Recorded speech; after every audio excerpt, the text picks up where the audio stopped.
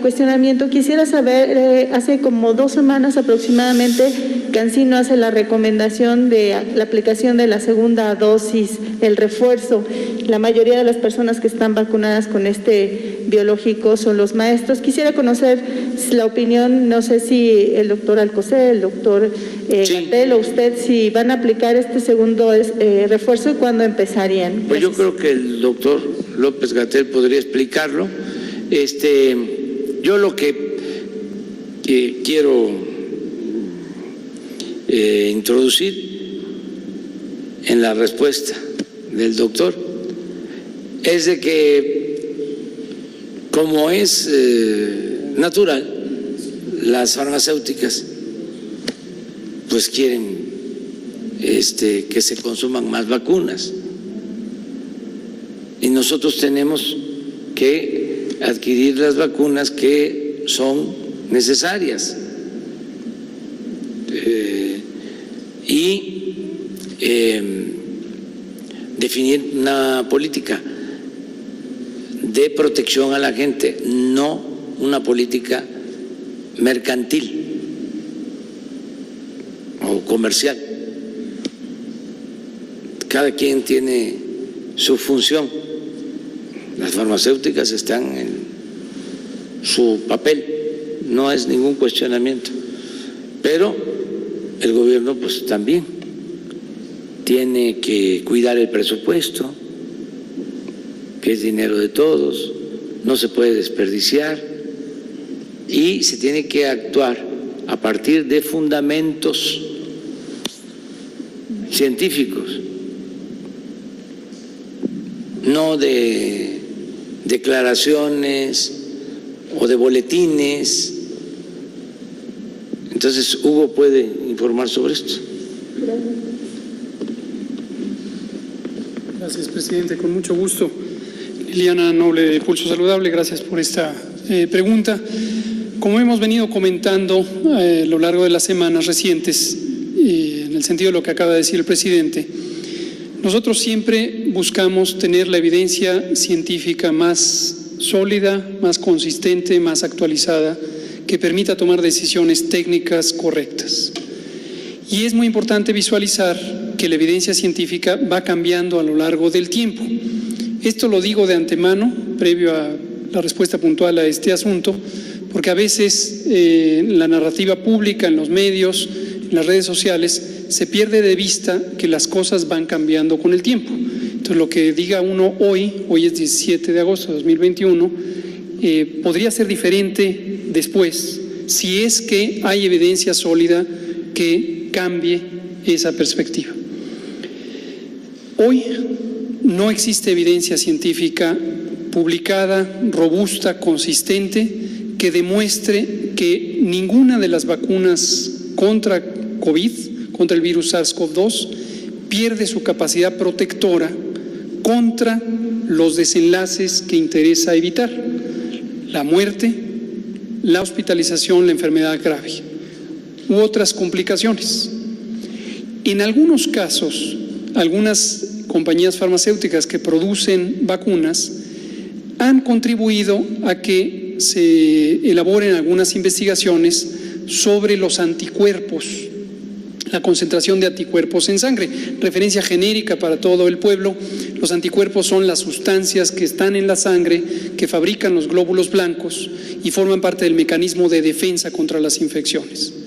Sí se conoce que las infecciones naturales y también las vacunas tienen como propósito fundamental provocar que el cuerpo reaccione ante las sustancias que se ponen en las vacunas, que son distintas modalidades que simulan la infección natural, no son capaces, por supuesto, de causar infección, pero estimulan al sistema de defensas.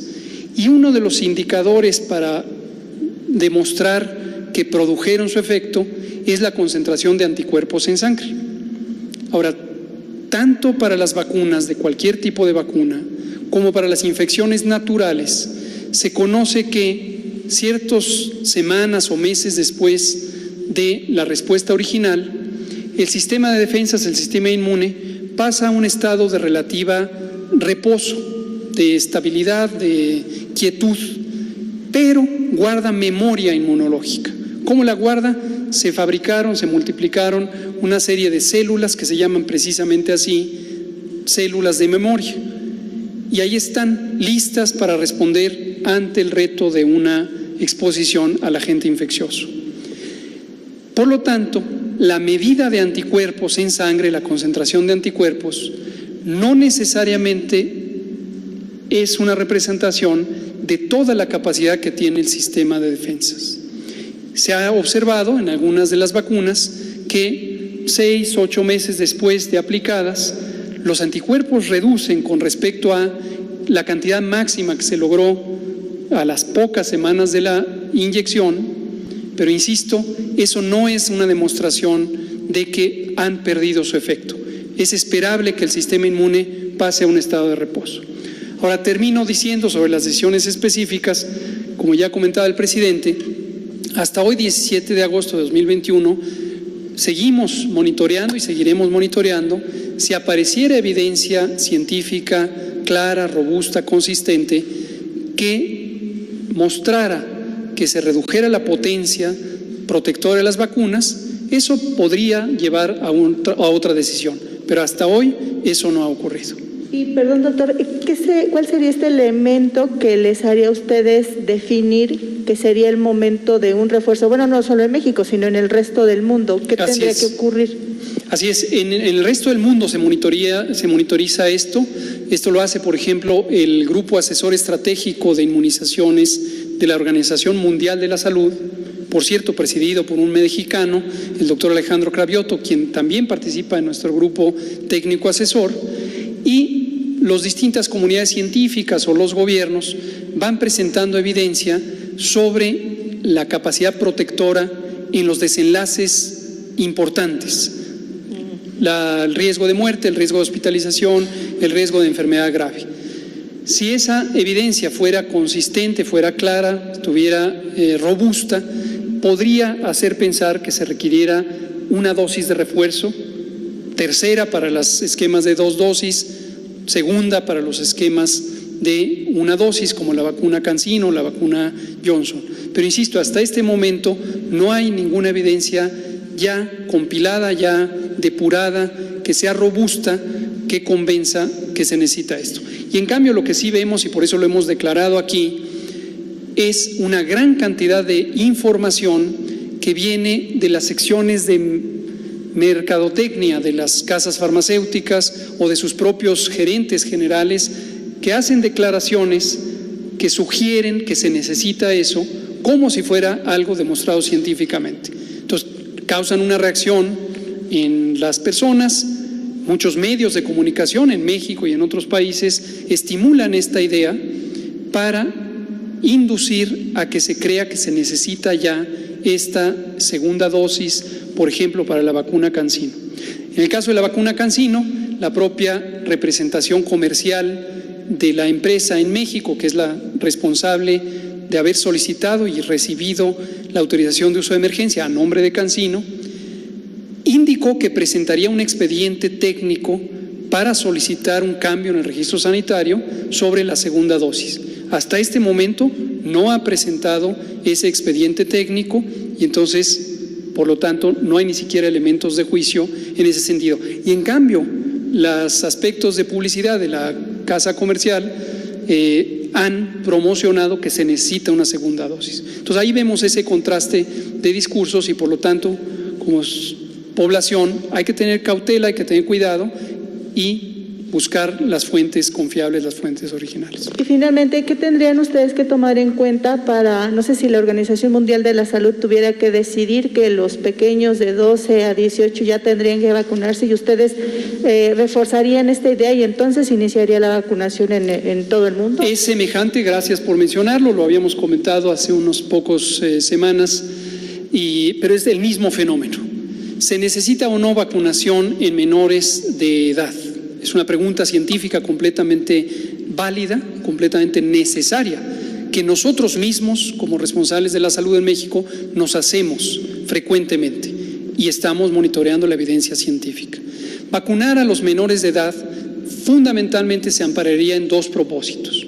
Uno, si fuera una población que tiene un riesgo de desenlaces desafortunados, mortalidad, enfermedad grave, enfermedad complicada, alto, un riesgo alto, podría ser que se necesitara protegerlos con unas vacunas, todas ellas, que tienen como utilidad fundamental reducir ese riesgo. Muy afortunadamente, como lo hemos venido mostrando aquí desde hace varias semanas, el segmento poblacional de menores de 18 años no tiene riesgos altos de complicarse. Se puede contagiar, no hay duda alguna. Puede haber casos también de enfermedad en ese segmento de la población, pero es de una magnitud sumamente limitado. Un dato concreto de hoy, al corte de hoy, menos de 1.6% de las personas que hoy están hospitalizadas por COVID en México, lo mismo aplica para el caso específico de la Ciudad de México, que hoy algún periódico sacaba en primera plana información sobre esto, menos del 1.6% son menores de 18 años. ¿Por qué razón? Porque en ese segmento de la población, y eso lo identificamos desde el inicio de la epidemia, afortunadamente no se presentan casos graves con una magnitud como se presentan en las personas adultas intermedias o adultas mayores. Y la segunda potencial utilidad de vacunar a menores de 18 años es la idea de que se eviten contagios a partir de estas personas, de las adolescentes y niños. Pero las vacunas, todas ellas, todas las que existen, no han demostrado tener una capacidad sustantiva para reducir el riesgo de contagio. Es decir, la persona vacunada puede seguir contagiando. Tiene menor riesgo de enfermar, menor riesgo de hospitalizarse, menor riesgo de morir, pero puede infectarse y puede transmitir a pesar de que tenga la vacuna. Entonces, esto en el contexto de la reapertura de las escuelas también se ha querido utilizar como un argumento de que solo si se vacuna a menores de edad se pueden abrir las escuelas. No tiene sentido esto, sentido científico, porque las vacunas, todas las existentes, no reducen la posibilidad de transmisión. Entonces, en este momento ese es el estado que guarda la evidencia científica. E insistimos, si apareciera un elemento científico sólido, convincente en sentido distinto, posiblemente consideraríamos un sentido distinto. Gracias.